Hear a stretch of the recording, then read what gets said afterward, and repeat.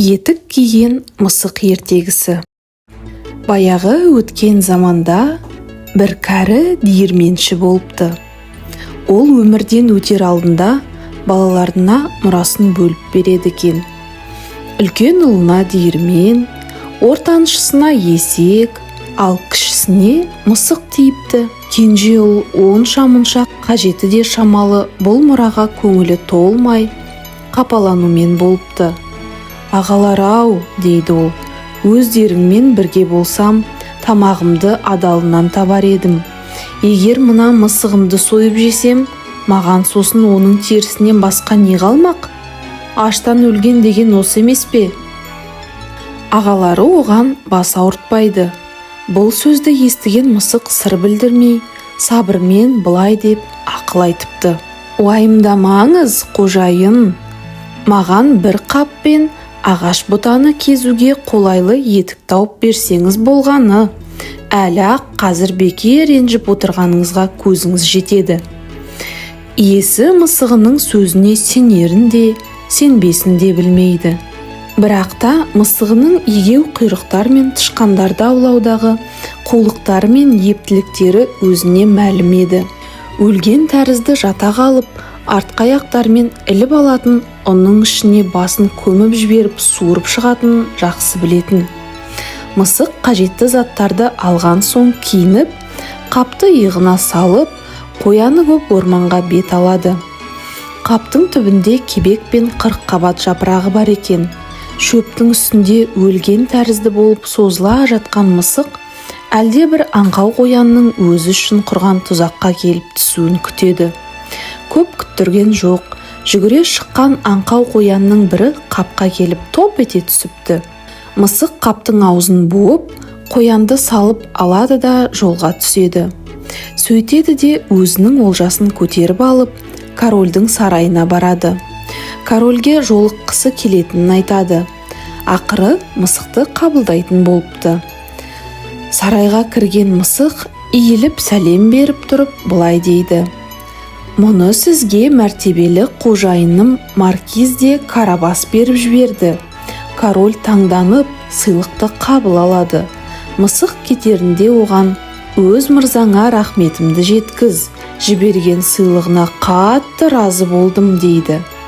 Бірнеше күн өткен соң мысық егін алқабына барып, қабын ашып қояды.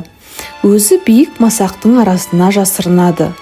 Бұл жолы оның тұзағына екі қырғауыл түсіпті. Мысық қаптың аузын буа қояды да қырғауылдарды арқалаған күйі корольге әкеліп беріпті.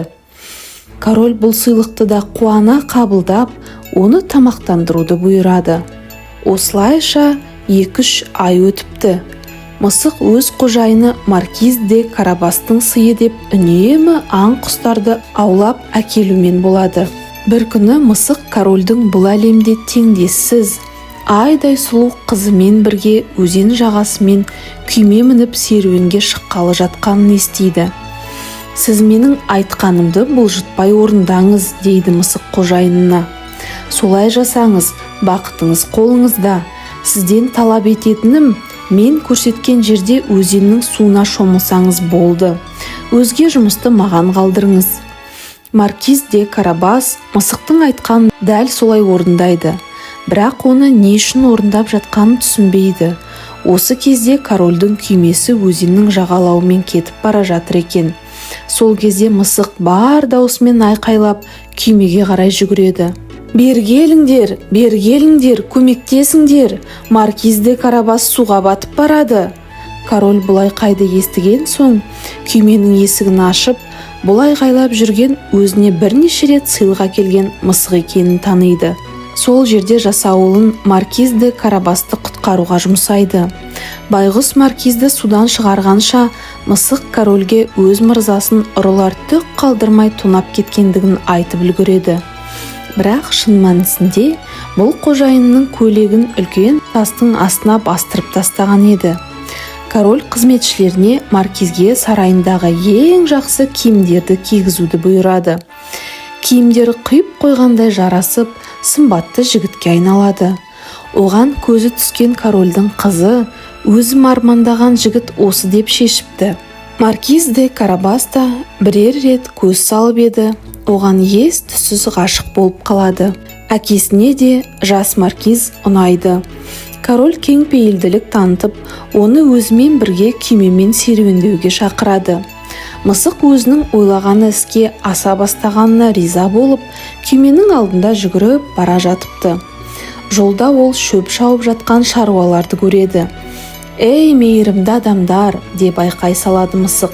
«Егер сендерге корольге осы шалғынның иесі маркиз Карабас деп айтпасаңдар, сендердің бәріңді бәліштің етіндей турап тастайтын болады» дейді. Осы кезде корольдің күймесі де жетеді.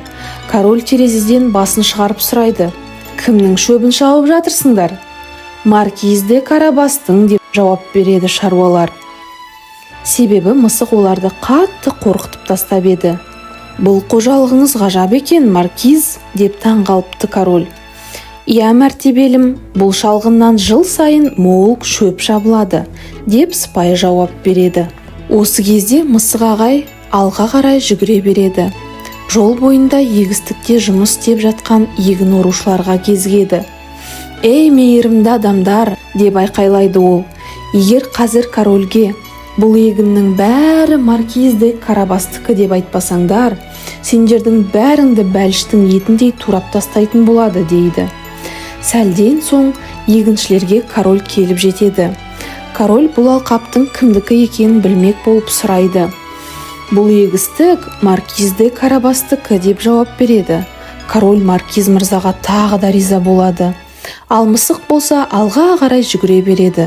Жолында кездескендердің бәріне «Бұл маркиз де Карабастың үйі», «Бұл маркиз де Карабастың ұн диірмені», «Бұл маркиз де Карабастың бағы» дегізіп айтқызып отырады. Жас маркиздің байлығына король таң тамаша болады. Ақыры мысық бір зәулім қамалдың алдына келіп тоқтайды. Бұл бір өте бай кісі жегіштің тұрағы екен. Жер бетінде одан бай ешкім болмайды екен. Шындығында корольдің күймесі жүріп өткен жердегі байлықтың бәрі де осыныкі екен. Мысық күн бұрын бұл алыптың кім екендігін, оның күші қайда екенін біліп алады да өзін қабылдауын өтінеді. Кісі жегіш бұл өтінішті ықыласпен қабыл алып, осында демалуға ұсыныс жасайды. Мысық қорқынышын басып, әдеппен былай деп сұрайды: «Сіздің бойыңызда қасиет көп сияқты. Кез келген аңға, мысалы арыстан немесе пілге айнала аласыз ба? Бұл мүмкін бе?» «Ол рас» деп кісі жегіш ақырып жібереді. «Мен саған мұны дәлелдеп берейін. Бері қара». Сол сәтте дәу арыстанға айналып кетеді. Мысық зәресі ұша қорқады. Зып беріп шатырдың үстіне секіріп шығады. Аяғындағы етікпен шатырдың үстінде жүру қауіпті деді. Алып өзінің бастапқы қалпына келген кезде ол шатырдан түсіп, өзінің жүрегі жарыла жаздағанын айтады. «Мен тағы мынаған сенгім келеді» дейді мысық. «Сізді тіпті ең кішкентай жан-жануар кейпіне де ене алады» дейді ғой. Мысалы, егеу құйрық немесе тышқан дегендей. Осы рас па? Бірақ мен мұны шынымды айтсам мүмкін емес деп білемін. «Қарай көр өзін, мүмкін емес дейсің бе?» деп гүрілдейді адам жегіш. Ендеше қарап тұр. Ол әп сәтте тышқанға айналып кетеді. Тышқан еденде жыбырлап жүгіріп бара жатады. Мысық болса, оны қуып барып, бас салып жеп қойыпты. Осы кезде әсем де зәулім қамалды көрген король осында тоқтамақ болып шешеді. Тас көпірдің үстінде тасырлаған король күймесінің дыбысын естіп, мысық алдынан жүгіре шығады да корольге: «Маркиз де Карабастың қамалына қош келдіңіздер, жоғары мәртебелім» деп айқайлайды. «Қалай, маркиз мырза?» деп таң тамаша болады король. «Бұл қамал да сіздікі ме?» «Бұл қамал мен оның айналасынан сұлу жерді табу қиын болар сірә. Қанеки, егер қарсы болмасаңыз ішін аралап көрейік те». Маркиз сұлу ханшайымға қолын беріп, оны корольдің соңынан алға қарай аттайды. Үшеуі үстелдің үсті түрлі тағамға толы үлкен залға келеді. Дәл сол күні кісі жегіш қонақ шақырған күн екен. Король де маркиз де Карабастың мәртебесіне, оған көзсіз ғашық қызынан бетер риза болады. Егер де менің күйеу балам болғыңыз келсе, маркиз мырза, оны өз қалауыңыз білсін, дейді король.